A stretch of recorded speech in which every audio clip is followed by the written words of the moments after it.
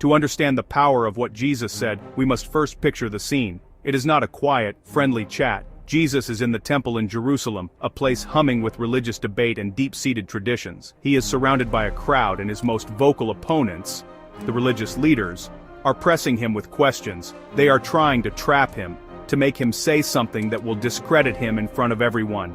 The air is thick with tension. This is a high-stakes argument about identity, authority, and truth itself.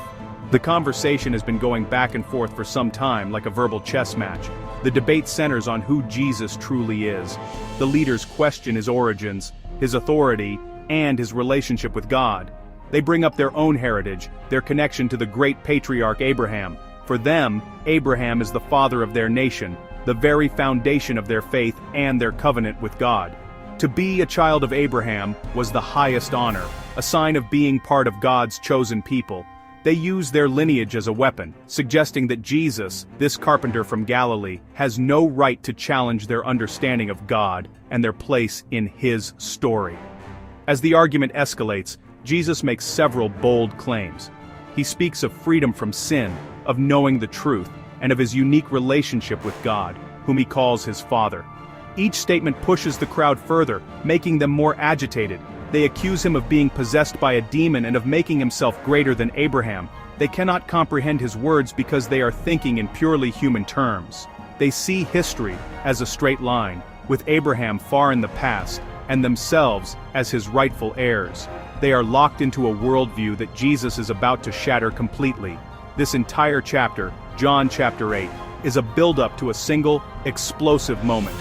Every question and every answer raises the stakes. The leaders are trying to put Jesus in a box, to define him according to their rules and their history. They ask, "Are you greater than our father Abraham who died?" They believe they have cornered him. If he says no, he diminishes himself. If he says yes, they will see it as outrageous blasphemy. It is into this carefully laid trap that Jesus steps, not to be caught, but to reveal a truth far bigger than they could ever have imagined. In response to their challenge, Jesus delivers one of the most remarkable statements in the entire Bible. He looks at these men who pride themselves on being Abraham's descendants and says, "Very truly I tell you, before Abraham was, I am." Let's pause and unpack this for a moment. He is not just saying he is more important than Abraham. He is not just claiming a higher status. He is making a statement about his very existence, one that completely breaks the normal rules of time and human history. He places his own being before the existence of the patriarch who lived nearly 2,000 years earlier.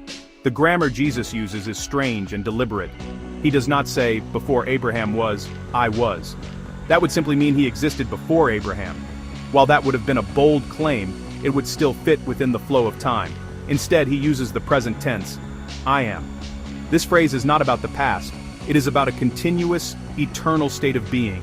He is declaring that his existence is not measured by a timeline. While Abraham was a figure in history, Jesus is claiming to be outside of it, to be the one who simply is, eternally and unchangingly. This was profoundly shocking to his listeners. They understood history and lineage. A person is born, they live, and they die. Abraham was born long ago. Jesus was born in their own recent memory. The math was simple. How could this man, who was not yet 50 years old, claim to have seen Abraham, let alone existed before him? From a human perspective, his statement was illogical, impossible, and arrogant. It seemed like the ramblings of a madman, or worse, a man who believed himself to be far more than human. The claim is a direct answer to their question, "Are you greater than our father Abraham?"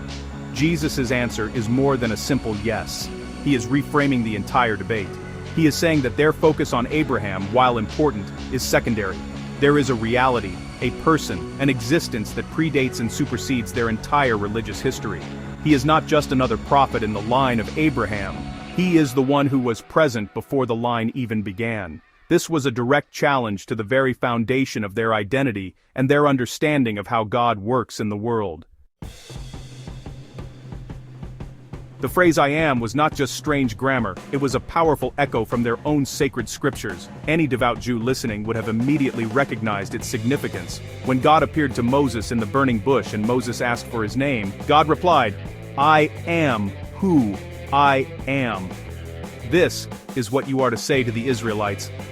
"I am has sent me to you." This name, I am became the personal, covenant name of God. It represented his eternal, self-existent nature.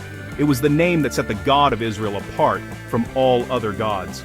When Jesus used the phrase "I am" in this context, he was not merely having a grammatical slip-up, he was deliberately taking God's own divine name and applying it to himself. It was the clearest and most direct way he could have possibly claimed to be God in the flesh. This was not a subtle hint or a parable that needed deciphering. It was a direct, unambiguous statement of divinity. He was equating his own eternal being with the eternal being of Yahweh, the God who had revealed himself to Moses on the holy mountain. The reaction of the crowd confirms that they understood him perfectly. They did not scratch their heads in confusion. They didn't ask him to clarify his strange choice of words. Their response was immediate and violent. The text says, "At this, they picked up stones to stone him." Under Jewish law, stoning was the prescribed punishment for blasphemy, the act of claiming the rights or honors that belonged to God alone. By picking up stones, they were acting as judge and jury, declaring that Jesus had just committed the ultimate religious crime. Their violent outrage shows us that there was no middle ground in their minds. Jesus was either who he said he was, the eternal I am, God in human form, or he was a blasphemer deserving of death.